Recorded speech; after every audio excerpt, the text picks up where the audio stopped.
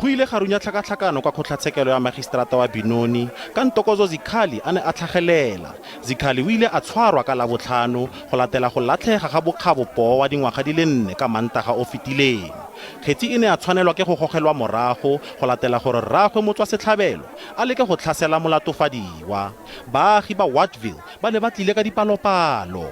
The guy that they have apprehended, he is not alone in this situation. When you go to police station now, you'll find that they will tell you that their vehicles, they are not available into the community, whereby they are the one who's supposed to protect our young children. Ga se lwantla Ntokozo Zikhali a latofadiwa ka kgetsi ya mothale o na le kgetsi nngwe gape ya petelelo. Magistrata o ile a mo lemosa gore o tlile go tlhatlhelwa botshelo jwa gagwe jotlhe fa a ka bonwa molato. Mamogolo wa Bokgabo a re o batla go bona bosiamisi. He must just be questioned and come clean ukuthi o berekela bomang, because it's so unfortunate gore rona ka nagana re bangata mo.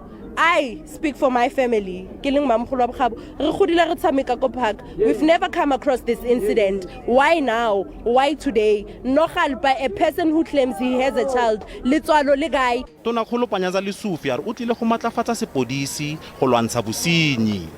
I will stop everything that is meaningless and put resources to confront crime. If we can't confront crime, we'll be in this situation literally every week. So we need to put a new capacity-driven strategy to fight crime. Kgetsi go getswe morago go fitlhela ka diphalane a tlhola malatsi a 14. Porofense SABC News, Benoni.